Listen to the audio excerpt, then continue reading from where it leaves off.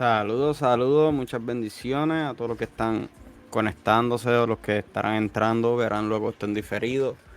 Saludos, mi gente. Hoy vamos a estar tocando un tema bastante interesante luego de una buena ausencia o pausa que tomé en el canal por un buen tiempito. Estamos aquí de vuelta y con un temazo hoy y con un invitado de oro igualmente. Así que sin más preámbulo, quiero ver quiénes están por aquí conectados. Pueden dejar sabiendo quién está conectado a través de YouTube, quiénes se encuentran por Facebook. Pueden dejando su like para que así los algoritmos de YouTube continúen ayudando al canal a crecer más y pues podamos, se pueda, por ejemplo, sugerir el contenido a más personas. Por ahí veo el Pastor Israel, bendiciones, Pastor Isra. Por ahí está mi hermana Esmerna desde Texas. Y pueden ir dejándonos por ahí desde donde nos están viendo. Como pueden ver, debajo, antes de entrar al tema y traerle el invitado, debajo de mi nombre, por aquí, creo que lo están viendo, no sé si lo están viendo al revés, pues ven abajo del banner que dice Análisis de Cultura Antigua y Bíblica. Eso es un canal de YouTube nuevo que creé anoche exactamente, que va a ser un canal destinado con el propósito de subir solamente contenido enfocado en lo que es la cultura, la historia de cultura antigua y bíblica como tal. No como por ejemplo, si me estás viendo ahora mismo a través de mi canal currente de YouTube, pues sabes que en mi canal aquí hay de todo, entrevistas, prédicas, debates, aquí hay de todo. Pues ese canal pues va a ser un canal totalmente concentrado en una sola temática, que va a ser difundir lo que es contenido de historia de la cultura antigua y bíblica. Así que sin más preámbulo, por aquí les presento al invitado de la noche, al gran Irak. Ay, espérate, no supone que me lo de aquí. Déjame ponerlo. Espérate, ¿por qué no me deja? Ahora sí te ve. A Irak Santiago desde Enfoque Teológico. Bendiciones, Irak, ¿cómo estás? Amén, bien, bendiciones, muchas bendiciones a todos los que están sintonizando este canal y a ti y a tu familia también. Amén, amén. No, primero que nada, ¿verdad? Gracias por la oportunidad de estar aquí en mi canal. Esta es la primera vez que Irak está en mi canal como tal.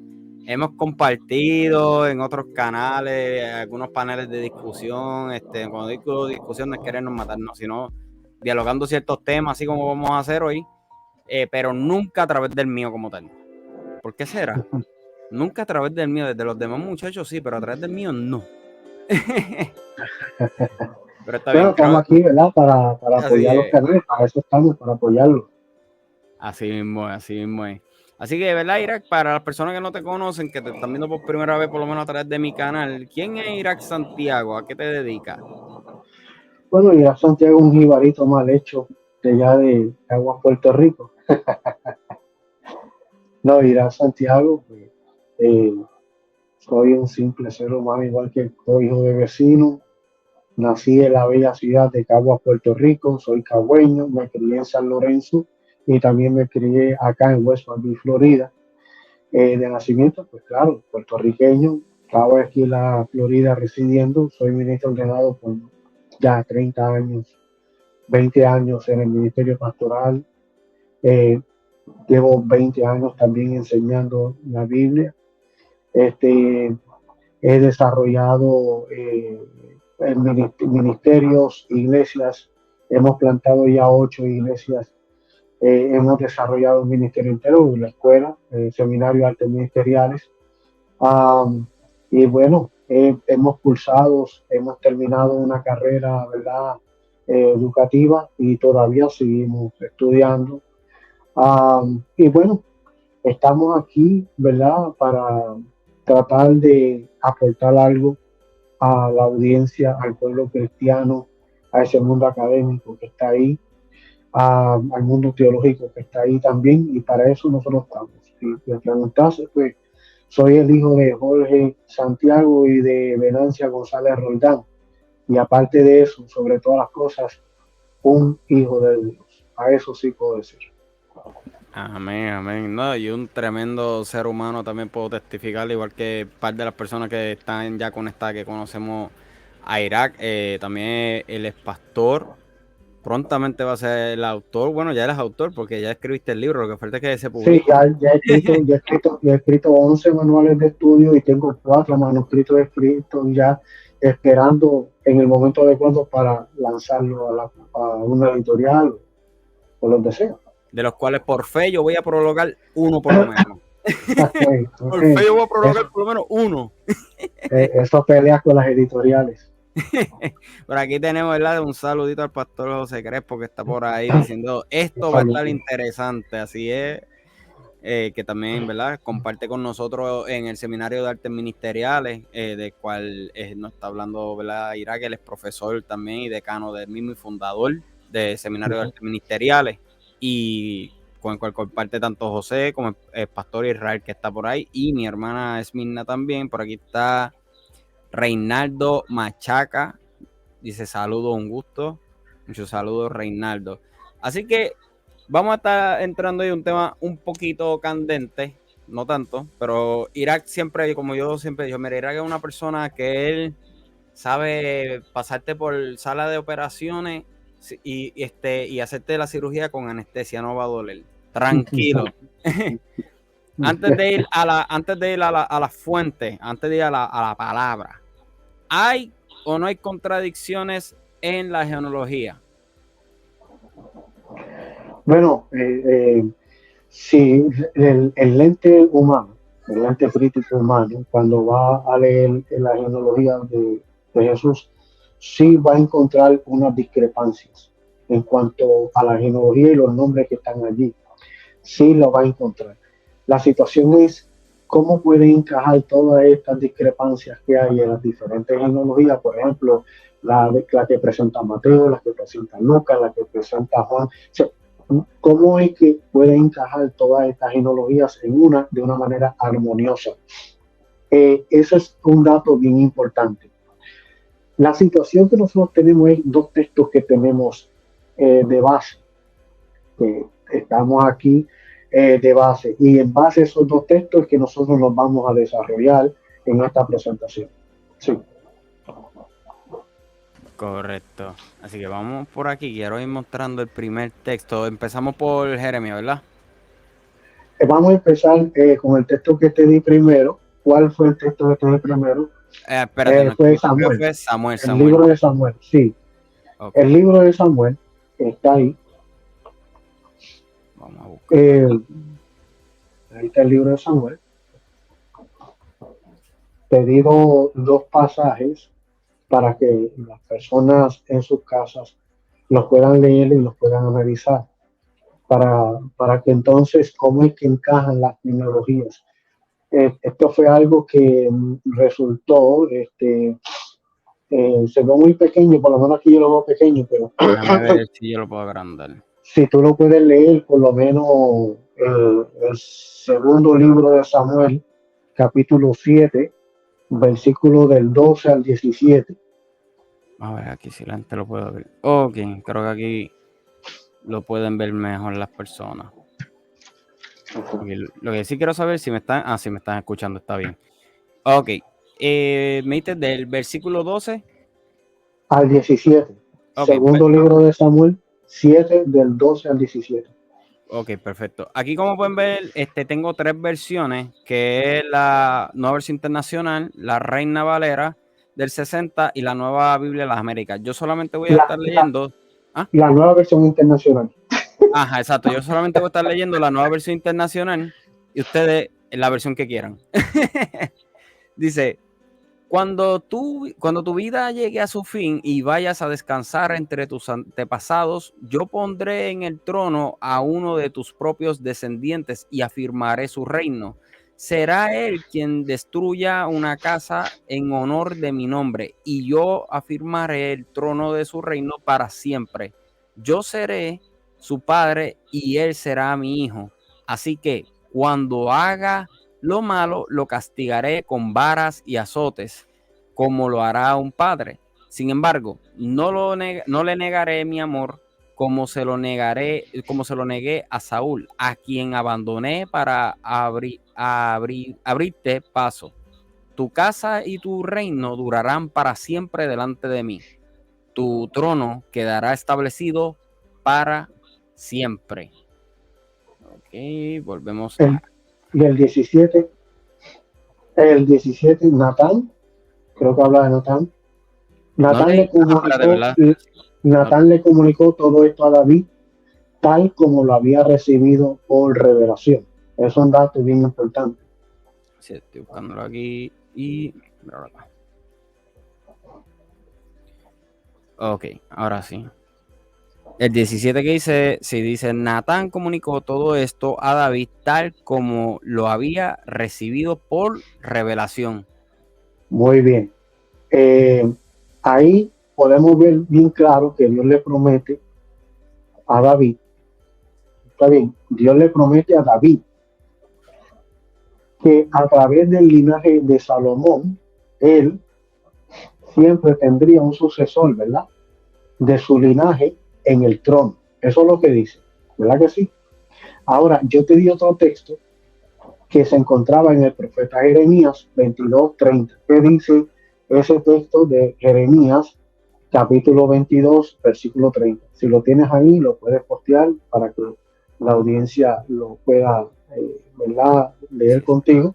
Si se lo tengo aquí, déjame buscarlo aquí, 22:30, aquí está.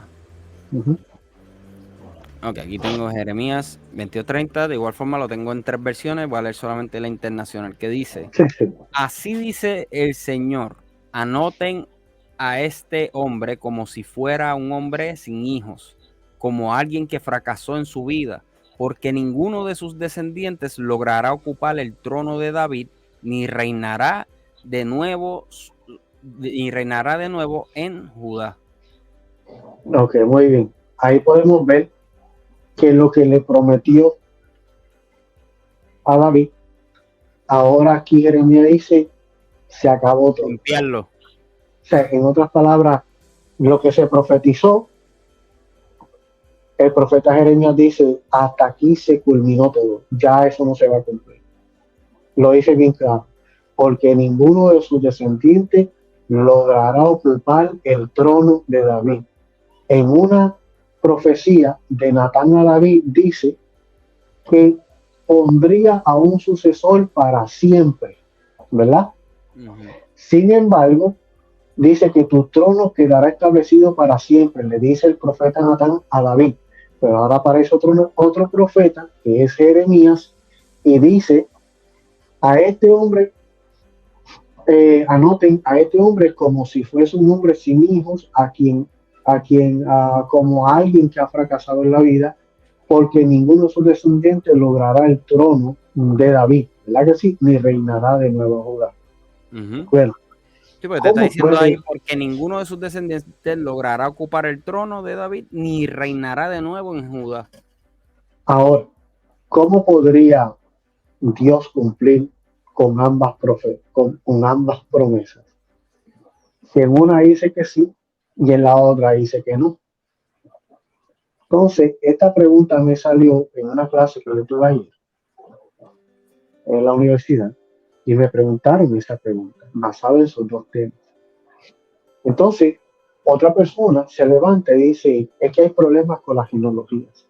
Y yo dije, bueno, como que la cosa se ponía más intensa, porque cuando estás en clases avanzadas con personas que están haciendo tesis de maestría, las cosas se ponen un poquito candentes y tú estás al frente. Pero bueno, yo le dije a ellos, mira, para nosotros poder estudiar, porque lo que ellos querían probar era que si Jesús era entonces el descendiente de David, si Jesús era entonces el rey del trono, eso es lo que ellos querían probar era si era factible, si era verídico de que Jesús entonces ocupara ese trono.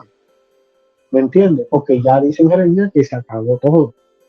Pues entonces, yo le exhorto a todo el mundo, por lo menos en el ámbito cristiano. Yo respeto las demás creencias que estén allá afuera, pero por lo menos en el ámbito cristiano, y como yo lo que utilizo es la Biblia, el libro de los libros, Así que nosotros lo conocemos. El libro de los libros, pues, cuando voy a estudiar, por ejemplo, la cristología, que es el estudio de la deidad de Cristo, no eso histórico, sino el estudio de la deidad de Cristo. Cuando voy a estudiar cristología, tengo que utilizar los evangelios o los evangelistas, por ejemplo, para poder tener una aproximación, pero ¿cómo lo voy a hacer? De un ámbito canónico, cómo se construyó el libro, cómo el libro llegó a ser canonizado. Entonces, de esta manera me ayuda a mí a ver la estructura de las personalidades de los evangelistas, fuese Mateo, fuese Marcos, fuese Lucas, fuese Juan, ¿me entiendes? Entonces, por ejemplo, si yo tomo a uno para yo asemejarse, uno de los evangelios que a mí me gusta mucho es el de Lucas. La gente dirá, pero ¿por qué? Bueno, Lucas es el más que yo me apasiono, es un libro de los más que me gusta. Número uno, porque tiene un sentido más gentil y yo me puedo identificar con algunas historias del libro de Lucas, me gusta bastante. No quiero decir que los demás son importantes, porque el segundo sería el de Juan, el otro sería el de Mateo, porque ese es el mío, el de Juan, ese es el mío. el de Juan, tú sabes, y entonces pues viene Mateo, porque soy empresario, pues de esa manera, ¿no? Entonces, puedo ver en Lucas, por ejemplo, en la introducción de Lucas, cuando vamos a leer la genealogía, por lo menos la introducción, Lucas tiene un estilismo único. Lucas tiene un estilismo que es bien parecido a cuando se contaban las narraciones y las historias judías. Y eso es un campo de la crítica literaria que las personas estudian, el campo de la crítica historia, de la crítica literaria griega, esa composición de cómo, ¿verdad? Poner las historias griegas. Juan, el que te gusta, por ejemplo, nos recuerda el estilismo de la sabiduría o la sabia literatura judía. Un libro completamente fuerte en lo que tiene que ver con toda esa sapiencia, toda esa literatura sapiensal judía. Entonces, Mateos, por otro lado, yo digo ahorita, pues, soy una persona que tengo mi negocio y todo, pues, ¿verdad? Pues Mateo es una persona que se asemeja más a los documentos judíos religiosos legales.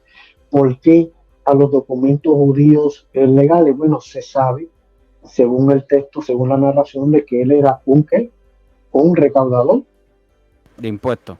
De impuestos. Pues entonces vas a ver ese estilismo en el Evangelio de Mateo. Ahora, las genealogías son importantes. Si tú lees Mateo, por ejemplo, el libro de Mateo comienza diciendo... Espera, déjame mostrarlo aquí.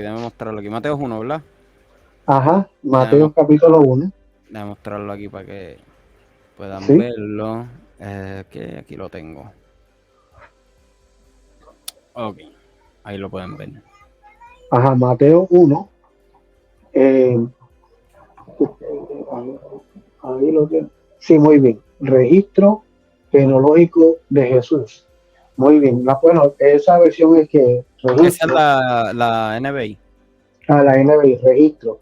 En otras, NBI dice tablas genealogías, la Reina Valera dice libro de genealogía, pero aquí en el texto, este es el texto que yo tengo aquí, este es el Nestle Allen, este es el texto en griego, este es el texto en griego, y este dice de esta manera, Biblos Geneseos, Biblos, o sea, y libros de genealogía. Libros de genealogía o la genealogía. Y hay un dato interesante que al principio dice libros de genealogía de Jesucristo, ¿no? De Jesucristo. ¿Hijo de quién? ¿Hijo de quién? Hijo de David. Ajá, hijo de David.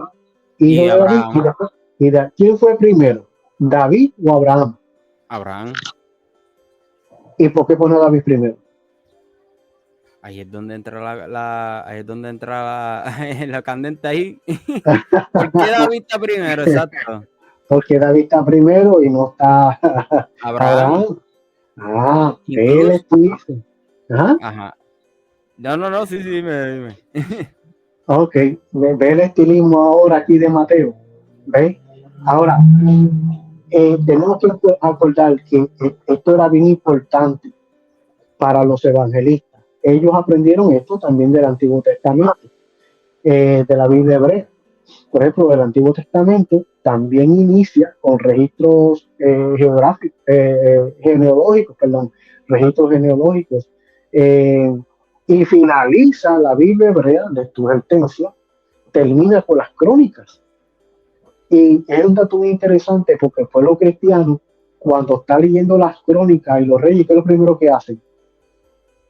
Pasan de largo todas las genealogías. Yo soy uno. ¿Verdad que sí? Yo soy uno. Yo la genealogía la vine a empezar a literalmente a estudiar. Cuando empecé a estudiar como tal hace como 2 años, pero yo la genealogía yo no las tocaba. Como tú dices, yo las brincaba. Exacto, todo, casi la mayoría, todo lo del pueblo cristiano tiende a brincar la genealogía y son bien importantes. Si está allí, tiene la misma importancia que los relatos de la iglesia primitiva, de los evangelios y de toda la Biblia entera. So, si el nombre de alguien está allí es porque algo importante, ¿verdad?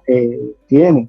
Entonces, pues, el Antiguo Testamento es igual. Empieza con registro geográfico y termina la Biblia hebrea con registro demográfico, porque la Biblia hebrea termina con primero y segundo libro de las crónicas.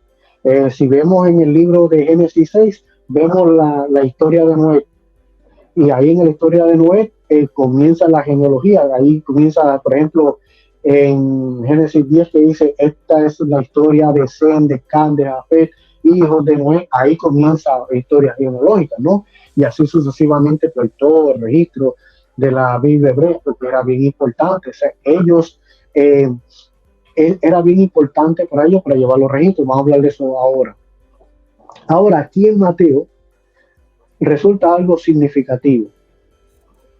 La palabra, por ejemplo, nacer, que literalmente es Génesis, pues se usa ahora en el versículo 18. En el versículo 18 hay un dato importante. Dice, después que al principio dice que el libro de genealogía de Jesús, ¿te acuerdas? Al principio, Mateo 1 dice el libro de genealogía de Jesús, hijo de David. Pero sin embargo en el 18 dice, el nacimiento de Jesús, el Cristo fue así. Su madre, María, estaba comprometida para casarse con José, etcétera. O sea, ahí te está diciendo que es a través de su madre, María. Pero antes de unirse a él, resultó que está embarazada por el poder del Espíritu Santo. Exacto, pero ves que hay como que dos nacimientos. Sí. Uno es hijo de David, por acá dice que después va a ser hijo, ¿verdad? De José, hijo de María. Y hijo de María, exacto, hijo de María, ahí que llegamos. Bien, entonces, esos son datos bien importantes que hay que tener en cuenta. Ahora, la genealogía, para que tengan una idea, tenía varios aspectos, varias características importantes. Por ejemplo, la genealogía era importante porque mostraba el personaje de una línea en particular. En otras palabras, los descendientes de un hombre supuestamente actuaban como descendientes de esa persona, o sea, de esa persona, y ese descendiente iba a ser algo importante y se registraba el nombre. ¿Ven? Tal es el caso, por ejemplo, cuando nosotros volvemos de nuevo al Antiguo Testamento. Tal es el caso, por ejemplo, el contraste entre las descendencias de Seth y de Caín. Por ejemplo, en Génesis 4, allá dice, Adán volvió a unirse a su mujer y ella tuvo un hijo al que llamó Seth, porque dijo, Dios me ha concedido otro en lugar de Abel, al que mató Caín. Ve que es importante. Cada vez que las personas veían a Seth, decían, oh, este es el que reemplazó. El reemplazo de Abel. De Abel, es correcto. O sea que las genealogías eran importantes y así en adelante. También la genealogía era importante porque iban a demostrar la obra de Dios en la historia de un pueblo en particular. Esto nos ayuda a nosotros a establecer ahora una identidad social de esa genealogía. ¿Me entiendes? Entonces, para estos evangelistas era importante. También estos evangelistas ahora, al estar escribiendo los nombres, era tratar de probar una sucesión biológica.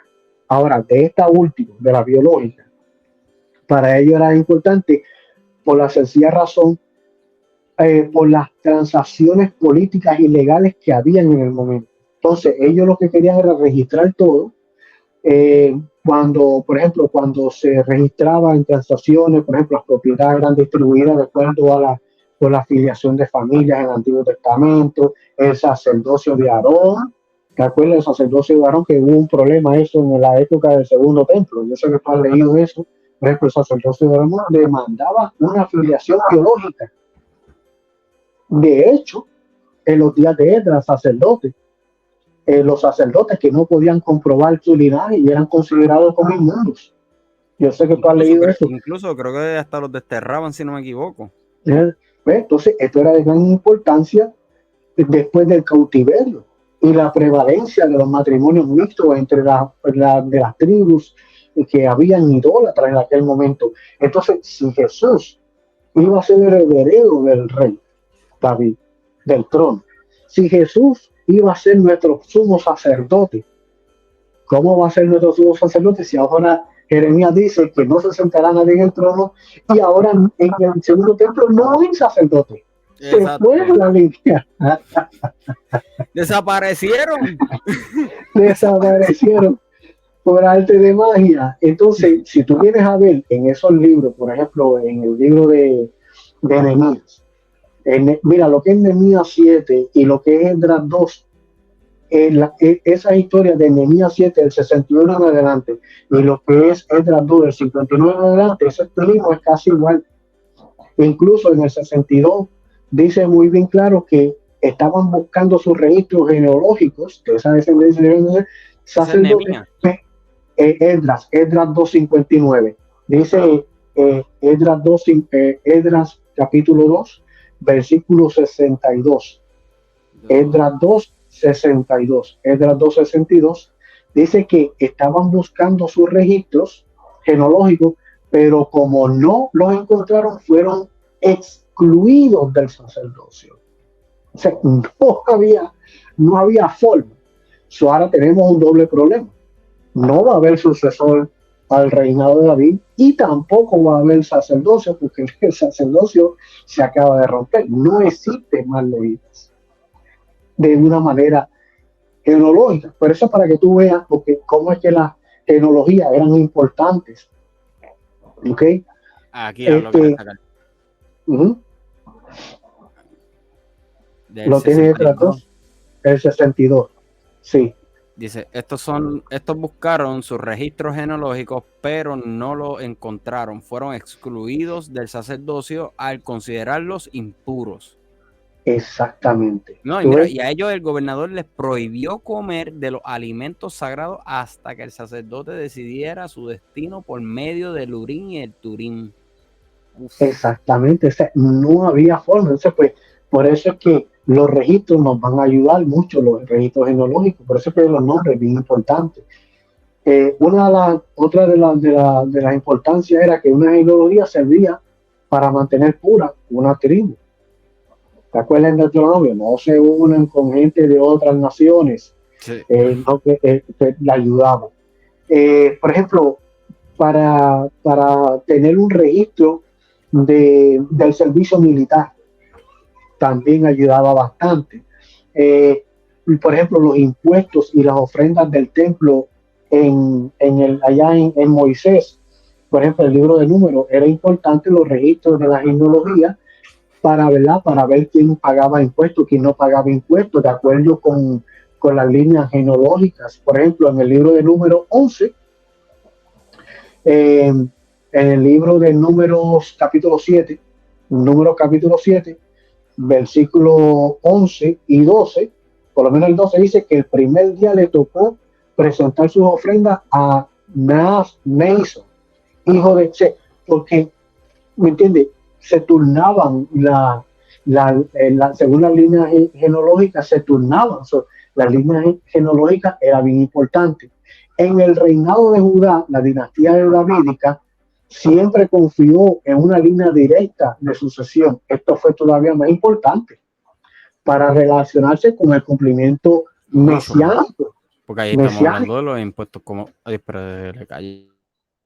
Exacto, el número 7, Número capítulo 7, versículo 11, 12, por ahí en adelante, por lo menos el 11 y el 12, habla de que las genealogías eran importantes, ¿me entiendes? Cuando a la hora de pagar impuestos y ofrendas para el templo, se hacían de acuerdo a las líneas genealógicas.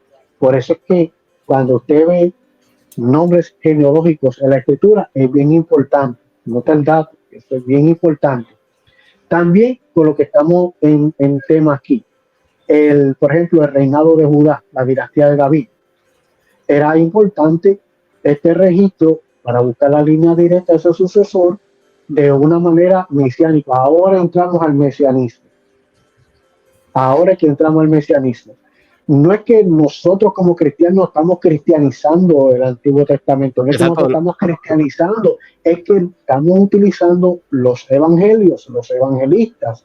El que dice allí Mateo, no lo digo yo, el registro de Mateo dice Jesucristo, hijo de David, no soy yo. O sea, yo no estoy haciendo cristología, en lo que están haciendo cristología son los autores, son los o por decirlo así, los autores del Nuevo Testamento, no soy yo. ¿Ve? Por ejemplo, Isaías 11,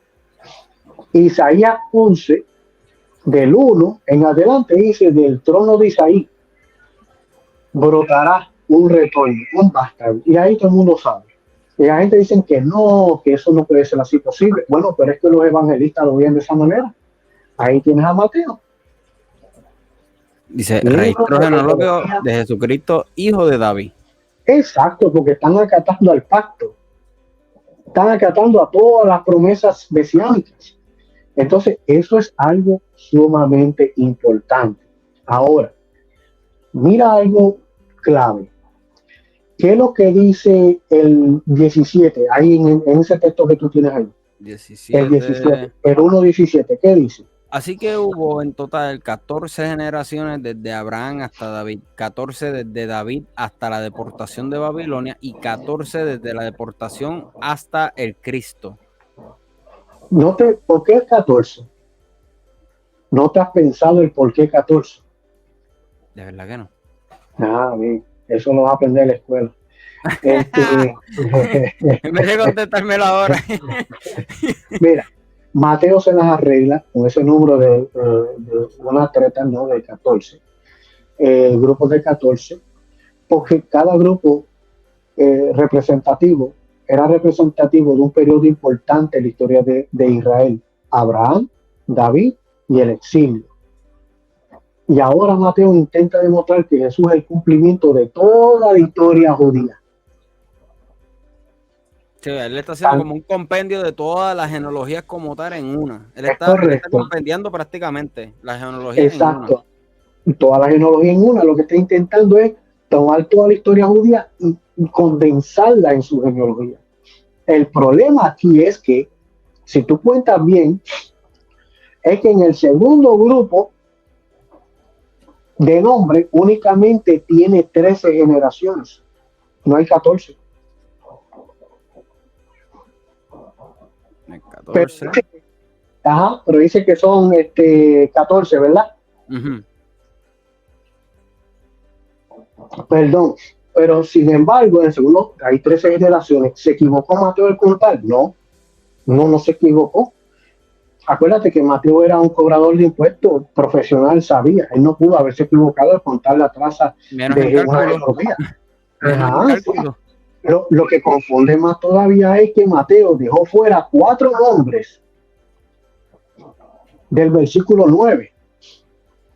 Por ejemplo, en el versículo 9, él tiene Usías, padre de Jotán, Jotán, padre de Acaz, Acaz, padre de Ezequiel, ¿verdad? Ajá. Ok, esos están ahí, pero deja 4 nombres. Deja el nombre fuera de Ocosías, Joás, Amasías y Joacim. ¿Y en dónde se encuentra esta genealogía? En el libro de las Crónicas. Allá es que se encuentra. En otras palabras, Mateo. O sea que este Josías, padre de Joconías, que está en el 11, no tiene nada que ver con esto, con los de Crónica, ¿no? Mira, esos 4 nombres, después los vamos a ver allí en las Crónicas. En Crónicas capítulo 3, Primer libro de Crónicas, capítulo 3. Primer libro de Crónicas, capítulo 3, 11 y 12. 11 y 12. Primer libro de Crónicas, 3, 11 y 12. Déjame presentarlo aquí. Esto es bien importante. La gente dirá, pero ¿qué importancia tiene esto? Yo le voy a explicar el por qué ahora, vuelo de pájaro, para no ser tan extenso el live. Mira, el primer libro de Crónicas 3, el 11 dice Joram, Ocosias, Joás, Amasías, Azarías y Jotán. De todos esos nombres, Mateo deja fuera a Ocosias, a Joás, a Amasías. Lo tienes ahí, ¿verdad? Sí, ahí fue que me frisé acá. Okay. Del 12, ¿verdad? El 11 y el 12. El 11. El 11 dice Joram. Joram, sí. Ajá. Joram, Ocosias, Joás, Amasías. Ahí los Amasías, Azarías y Jotán, ¿verdad? Los tienes ahí, ¿verdad? Ahí deja afuera, ahí deja afuera a Ocosias, Joás, Amasías y pone Joacim. ¿Ves? Joacim. Sí, bueno. Pues ahí está en Crónica, ahí lo tienen. Con otras palabras, Mateo pudo haber listado los nombres del grupo 14 y 17, si fuese a añadir eso, 14, 17 y 14, pero quita 4 de ellos, dando como resultado los nombres de ahora de 14, 13 y 14. Le dije que faltaba una en la segunda generación allá en Mateo. Ahora bien, tenemos que darnos cuenta que a los judíos no les interesaban los listados completos. Y esto es algo característico de ellos, la civilización occidental de ellos. Lo que a ellos les interesaba era el establecimiento de una descendencia, más que sobre todas las cosas. Ahora, con frecuencia se omitían genealogías, ¿verdad? Omitían genealogías, el nombre de una persona que se consideraba sin importancia o que deshonraba a la familia, pero lo eliminaban. Sí, como alguien, como pues, dice, o sea, alguien que no hizo nada, por decirlo así. Exactamente. Es entonces, como en el libro en la genealogía de Mateo, déjame buscarla aquí, la genealogía de Mateo, una persona que yo solamente la he visto en este versículo de Mateo y en otro, espérate, y en Génesis, déjame buscarla aquí, ¿dónde está Mateo? Ok, míralo aquí. Ok, cuando vamos por aquí por Mateo, al principio me menciona a este que está aquí, Fares. Ajá, exactamente. Eso ese aparece en Génesis y no vuelve a aparecer hasta Mateo. Exactamente, para que tengas una idea. O sea, porque ellos consideraban las cosas que tenían más importancia y esas cosas, y así sucesivamente. También hay algo que tienes que notar en el Evangelio de Mateo, es que las palabras, por ejemplo, padre, hijo y engendrar, ¿ves? Padre, hijo y engendrar, que se pueden utilizar para establecer una relación entre un hombre con su abuelo, con su nieto, o más allá de sus líneas genealógicas, biológicas del pasado. Entonces, estas palabras simplemente conectaban dos personas pertenecientes, más o menos, no necesariamente declaraban la manera científica en su relación biológica, sino que por lo menos que pertenecían o estaban conectadas de una manera o de otra, ¿no? Entonces tenemos después, ¿verdad? Que es posible que estos tres nombres, vamos a decirlo así, algunas personas han sugerido, otros estudiosos han sugerido de que estas omisiones son el resultado de está algo bien trillado que tú vas a escuchar en crítica textual. Los primeros tres nombres proceden de lo que estábamos hablando ahora, de las crónicas, pero es posible que a lo mejor el ojo de un escriba pasara de Ocosias hasta Amasías. Puede ser. Oye, derecho a la duda. Dejando fuera a tres personas. También es posible que el nombre Joacim se haya confundido. En vez de Joacim, se confundió con Jeconías. Porque como que parece Joacim a Jeconías, la J, ¿no? Yo estoy mirando este Azarías del versículo 12, me da aquí un footnote y dice que también es conocido como Usías. Exactamente. O sea, porque a veces podían conocer, incluso en el libro de ahí mismo, el 16 dice que, ahí mismo el 16 dice, los hijos de Joacim fueron Jeconías y Sedequías. O sea, puede haber que se haya confundido algún escrito. Para darle derecho a la duda de la crítica textual. La verdad es que se le acusa, mucho de la crítica textual, se le acusa a Mateo de haberse equivocado por el error de su pluma. Pero mira, es un estudio que yo hice y una mejor explicación es la que Mateo conscientemente arregló la genealogía en grupos de 3 o divisiones de 14 generaciones cada una. En otras palabras, a propósito, dejó fuera 4 reyes para mantener su arreglo estructural. Ahora, pero surge la pregunta, ¿por qué quería entonces Mateo tener grupos de 14 cada uno? ¿Y por qué dejó la división central, el centro de 13 únicamente? Y la respuesta está en 2 interrogantes que estábamos hablando de David. ¿Okay? Por ejemplo, en el versículo 1 notamos que David está antes, como te digo ahorita, de Abraham, dejando el orden cronológico del resto de la genealogía. Primero pone a David, ¿te acuerdas que te había hablado? Para darle un énfasis en especial a quién, al trono de David. Para darle un énfasis solamente al trono de David. De hecho, la preeminencia de David en este versículo 1 es la clave de todo este libro. El único énfasis de Mateo es que Jesús es el rey de los judíos y el progenitor prometido de David. Y con este entendimiento, ahora nosotros vamos al versículo, por ejemplo, 6. ¿De Mateo de aquí? Mateo. Ahora vamos al versículo 6 de Mateo. Dice, Isaías, padre de David. David fue el padre de Salomón. Aparece David en segunda. Ahora David aquí tiene la doble porción. Aparece 2 veces. Entonces ahora David tiene la doble porción. Entonces, si faltaba en el segundo grupo al principio de la genealogía 1, pues ahora tú tienes que sumar a David una doble porción. En estas palabras podemos contar ahora a David 2 veces en el listado que quedó en Mateo 14, 14 y 14. O sea que cuadran el mismo pasaje como tal. Exactamente, perfecto. ¿Lo ves? Lo que resulta más sorprendente todavía es que las letras del nombre de David en hebreo tiene un valor numérico de 14. O sea que cuando decía ese 14 pudiera estar refiriéndose a una persona. ¿Ves? O sea, el nombre de David numérico tiene 14, pero ¿cómo él lo aprendió? Ay, Mateo tuvo que haber aprendido eso, él era judío. Pues mira, este tipo de estilismo de nombre con número es un tipo de interpretación numérica que tú la vas a aprender en la escuela, que es la gematría. La gematría. Esto suena como un nombre de farmacia, unas pastillas que te vas a comprar. Entonces, para nosotros esto parece extraño, pero era un método rabínico común de interpretación para ellos. El lenguaje hebreo utiliza su alfabeto cuando está escribiendo. Eso te lo puedes ver en los salmos, que está el alefato. En los salmos, en ciertos salmos está Aleph y por ahí en adelante, ¿no? Porque ellos utilizan ese método rabínico que ellos tienen, que se llama interpretación numérica, por ejemplo, para sus palabras y eso.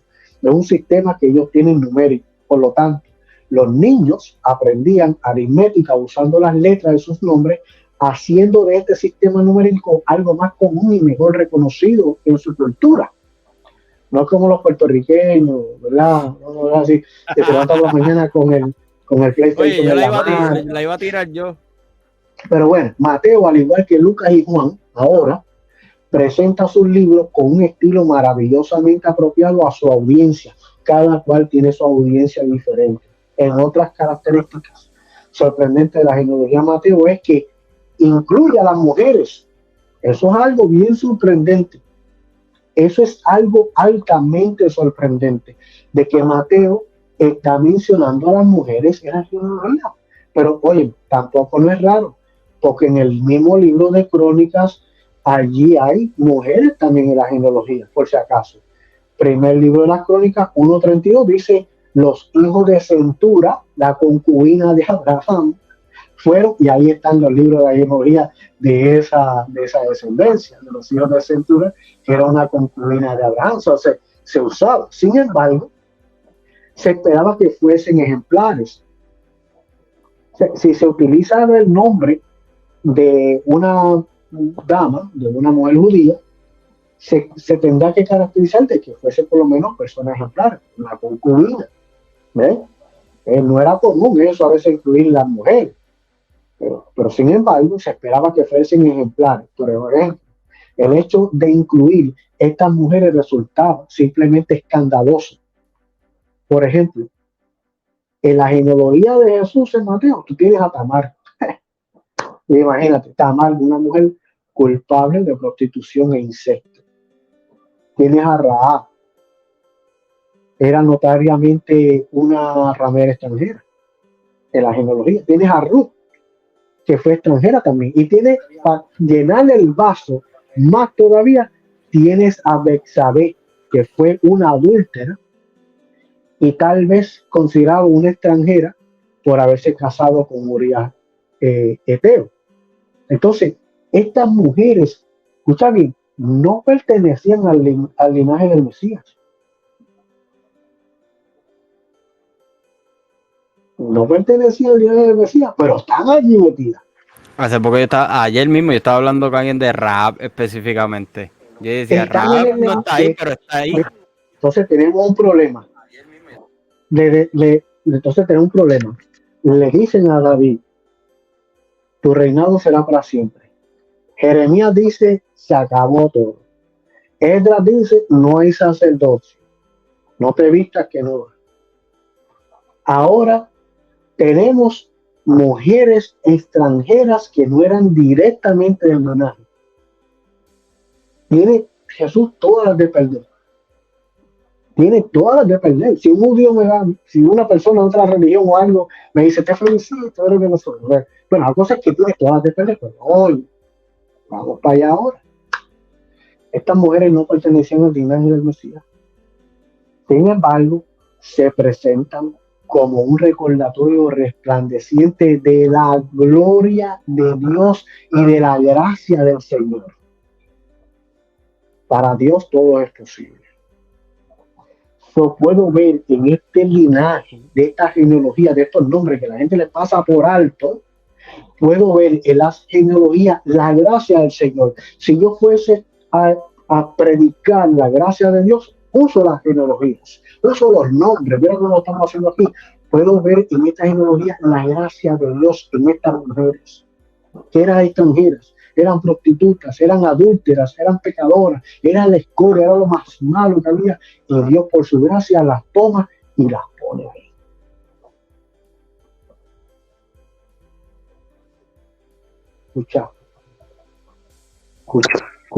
Escúchate algo. Escúchate algo. ¿Por qué? ¿Por qué? ¿Por qué? José quería despedir a María. Porque pensaba que él había sido infiel. Digo, y la comunidad le iba a apedrear. La iba a apedrear. Y él pues, como uno diría acá, por protegerla. Espera. Los vecinos, porque la gente se cree que María y José vivían en un campo ahí en Puerto Rico, donde había solamente una casa, ya nadie los veía y hasta no. Ellos vivían entre comunidad.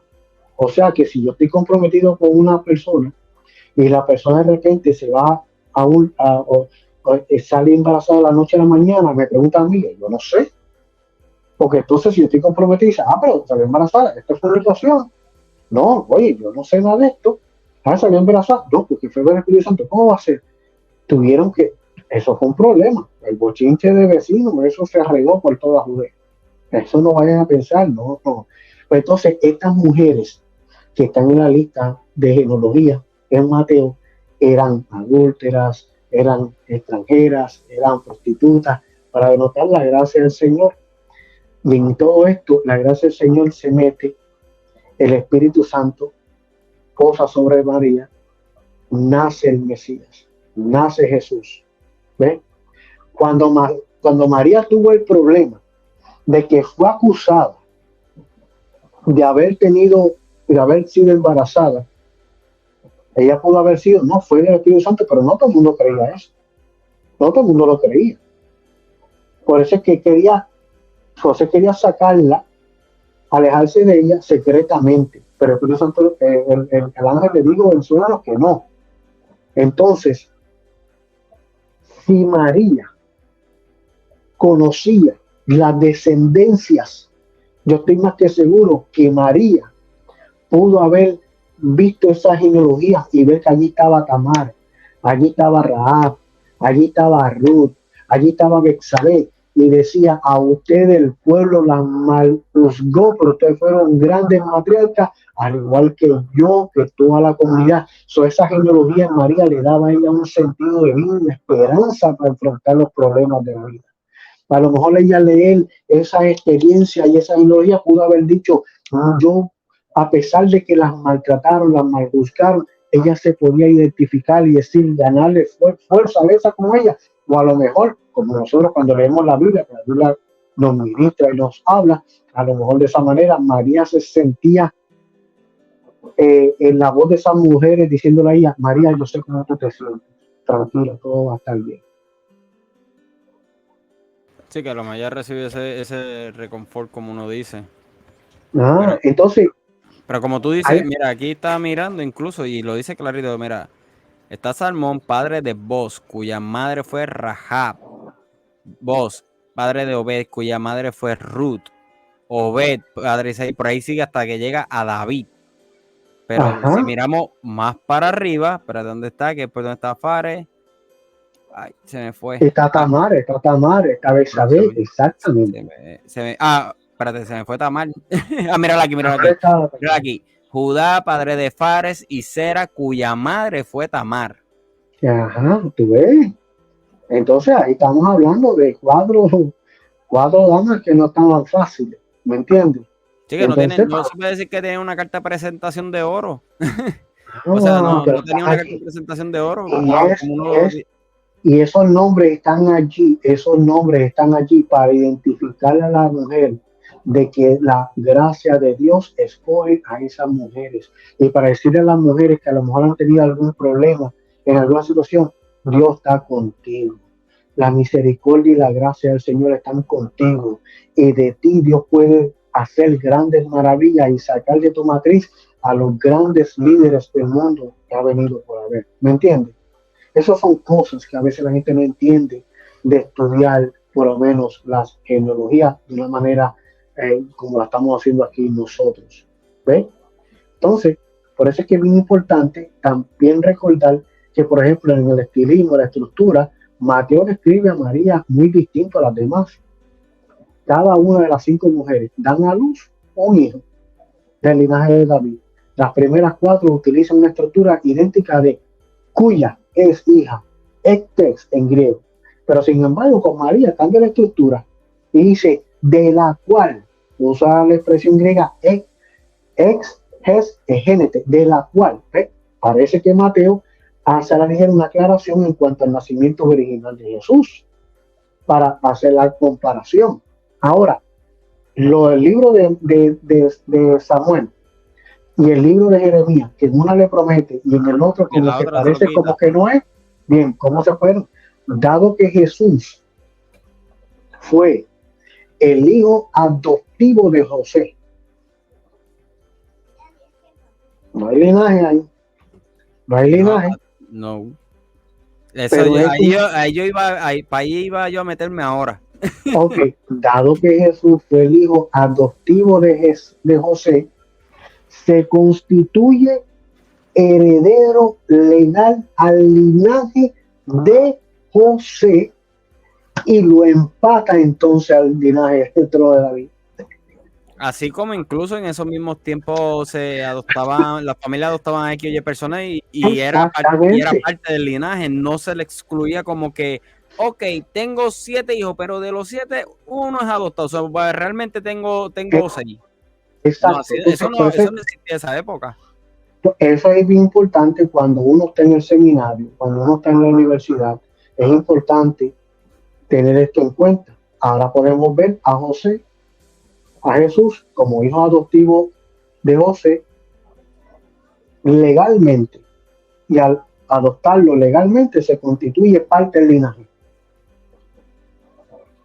Mateo, o sea, Mateo aquí en el mismo tiempo, aquí mismo va a plantear claramente que Jesús no es hijo físico de José, no, ni siquiera en nada. Mira, ahí lo puedes ver en el 18, en el mismo libro de Mateo.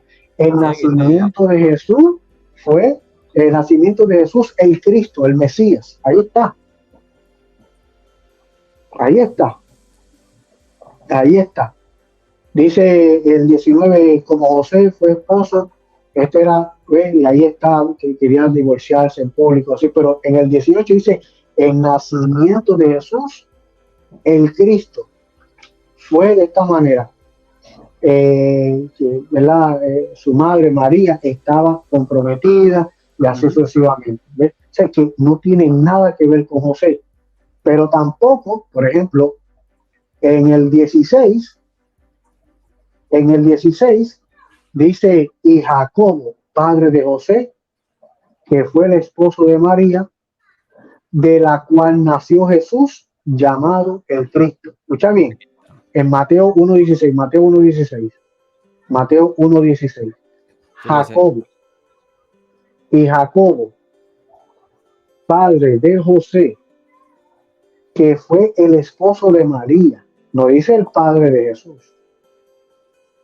El esposo de María, de la cual, lo que hablamos ahorita, nació Jesús, llamado el Mesías, el ungido.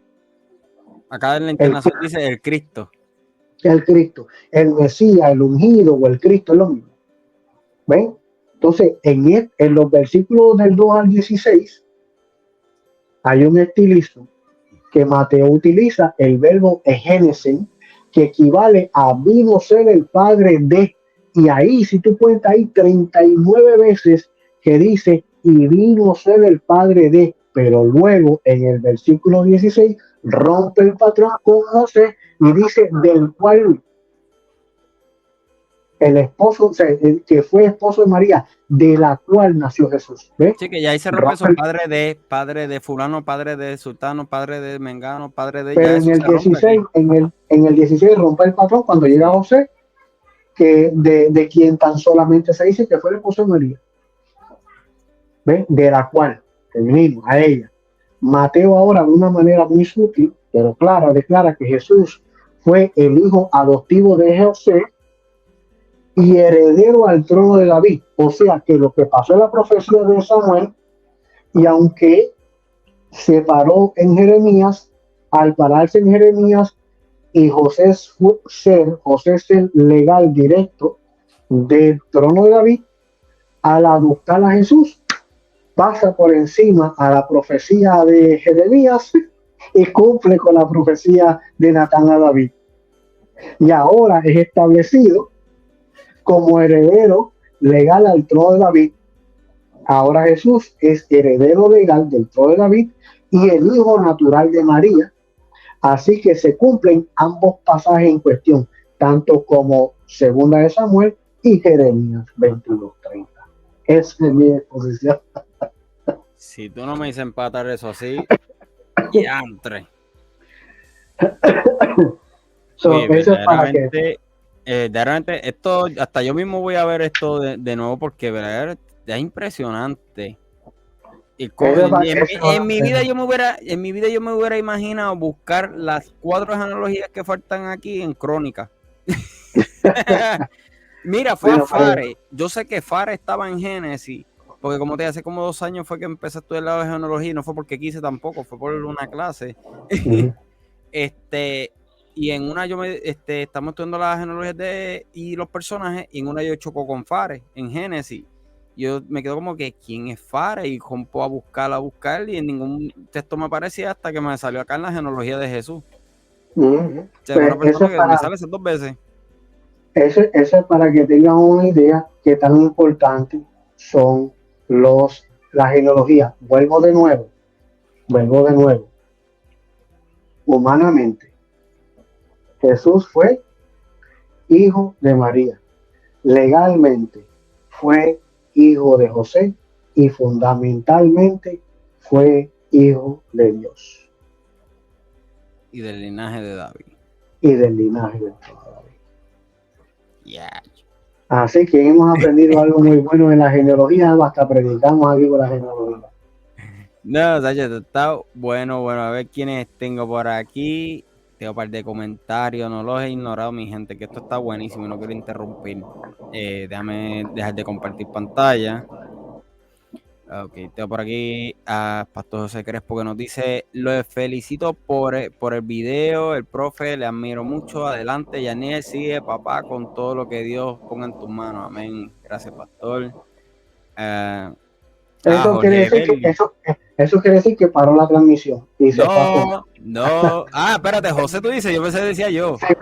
No. José Crespo, ya eso es un texto que se despidió. Ve cómo son el estilismo.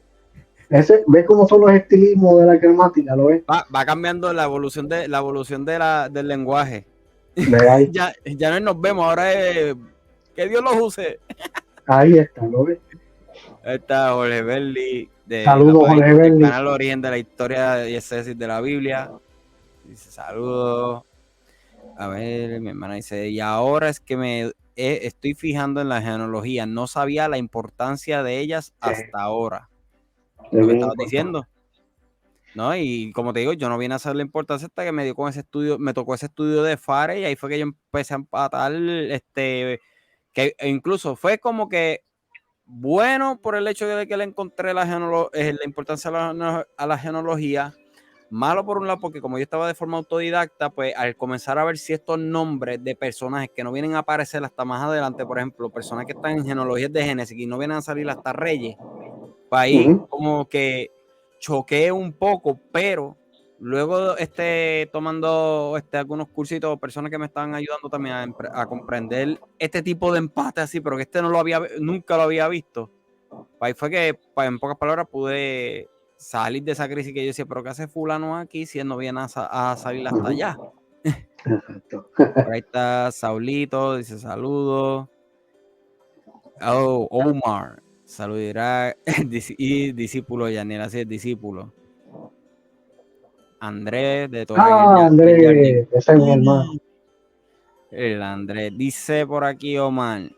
Pregunta, tanto Mateo y Lucas en su listado tienen su finalidad de mostrar un árbol de generación o tienen una finalidad para presentar a Jesús como el Mesías. Eso es lo que acabamos de explicar. Sí, eso tú lo contestaste ahora mismo. No, se iba a decirle, eso tú lo contestaste ahora mismo. Y está Carlos del Portal. Carlos, el licenciado Carlos Carlito. A ver quién sigue por aquí. Geometría, dice Omar. Irak, cambia el micrófono. Se escucha mal, ¿no? Es que estoy usando, perdón, el micrófono del celular, perdón. Ok, dice aquí. ¿Y quién fue el papá de Jesús? Dice Omar, ya lo contestaste. Sí, ya lo contestaste. Me dice, sí, hay que verlo varias veces para entenderlo.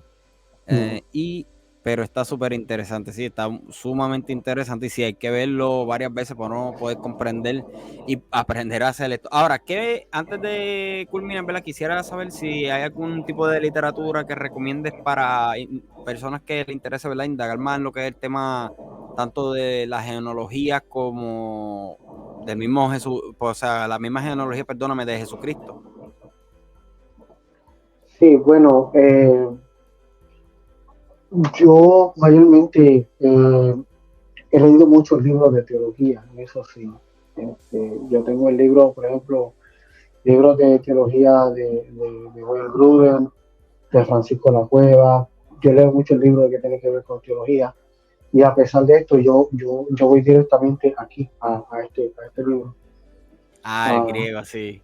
El griego, tú sabes, yo para aprender crítica textual, yo le exhorto a todo el mundo, al que pueda, que por favor tome un curso de literatura y gramática griega, hebrea y aramea, se las estudia de todos. No es para ir a debatir ni a demostrarle a aquel que tú sabes más que aquel, no, yo creo que en esto es lo que me ha ayudado. Mira, hacer trabajo de crítica textual, aprender los lenguajes de cómo fue escrita la escritura, la Biblia, me ha ayudado a mí a hacer todo este tipo de trabajo. ¿Ves? También las Biblias de estudio me han ayudado mucho. Entonces, todas las Biblias de estudio que yo tengo, esto es un trabajo de Biblias de estudio que tengo, pero sí, los libros de teología, libros de diccionario La Bestia, que habla sobre genealogías también, me ha ayudado mucho. Hay un libro que no sé si se pueda conseguir, yo sé que es de Evis Carballosa, es de la deidad de Cristo. Ese libro es bueno también, del doctor Evis Carballosa, la deidad de Cristo. Es un libro muy bueno que va a ayudar mucho con la genealogía. Hay otro libro también que se llama de Mark Moore, que se llama La vida cronológica de Jesús. Son 2 tomos. No sé si ese libro existe o no. Ese libro hace tiempo que salió y es un libro muy bueno también. Todo lo que tiene que ver con cronología es muy bueno. También otro libro que me ayudó, que lo tengo en digital, en Kindle, es el libro de los The Four Gospels de, de, de McCraft, Alistair McCraft. Alistair McCraft. Okay. Ese libro fue el que me ayudó bastante a estudiar crítica textual y linaje. Ese libro es excelente, los Four Gospels, muy bueno, muy bueno. Está en inglés, no sé si está en español, no lo he visto, pero por lo menos ese libro de lo que estoy hablando me ayudó mucho para la presentación que yo hice de Alistair McCraft. Y para personas, ¿verdad?, que quisieran indagar más en la escritura, quisieran estudiar la Biblia más a fondo y tal vez no tienen ya sea mentoría, no tienen algún ¿cómo se dice?, instituto, seminario cercano de ellos, o tal vez tienen unos precios excesivamente ridículos, pero verdaderamente de corazón desean estudiar la Biblia. ¿Qué nos puede hablar ahí? La Universidad de Puerto Rico, el Seminario Teológico Artes Ministeriales. Pueden contactarme a través de por WhatsApp. Mi número de WhatsApp es el 863-272-3436, o me pueden enviar un correo electrónico a Escuela Artes Ministeriales, todo junto, Escuela Artes Ministeriales, todo junto. Déjame darte la dirección correcta. Vamos a ver. Estoy escribiéndolo aquí mientras tú me lo... Escuela Artes Ministeriales, todo junto. Ajá. Escuela Artes Ministeriales, outlook.com.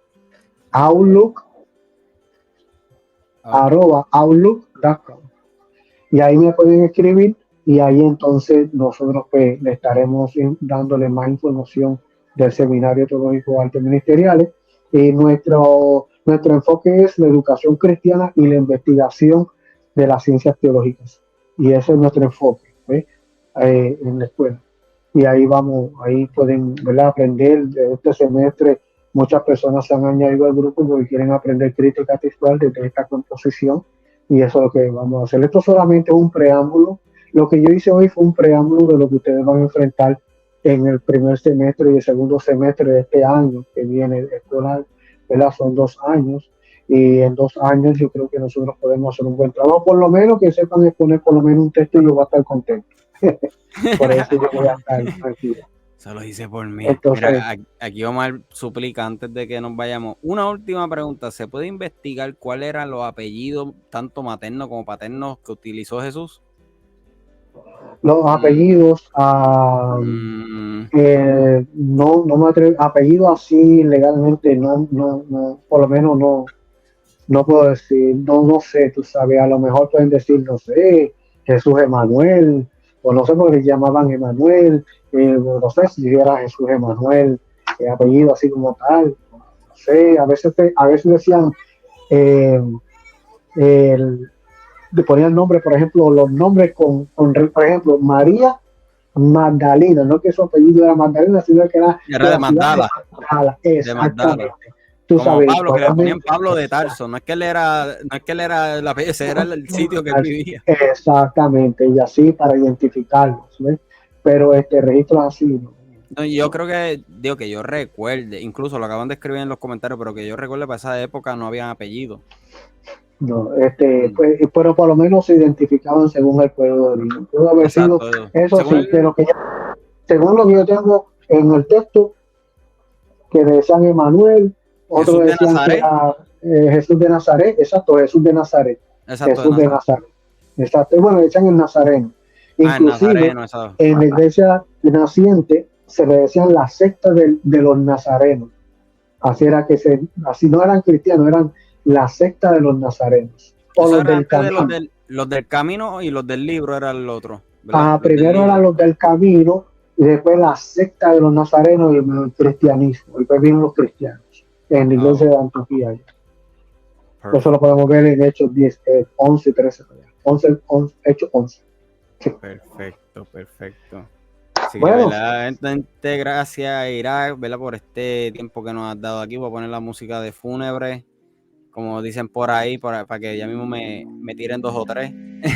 esa música, esa melodía es una de las más clásicas y más hermosas que yo he visto de todos los canales de los youtubers.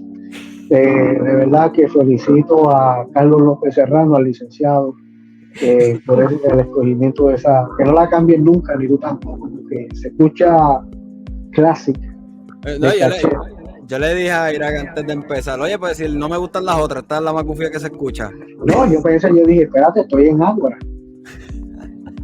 Voy a tener que cambiarle entonces lo que voy a decir ahora en Ágora para tirarme entonces a la Después, ciencia de verdad, bíblica.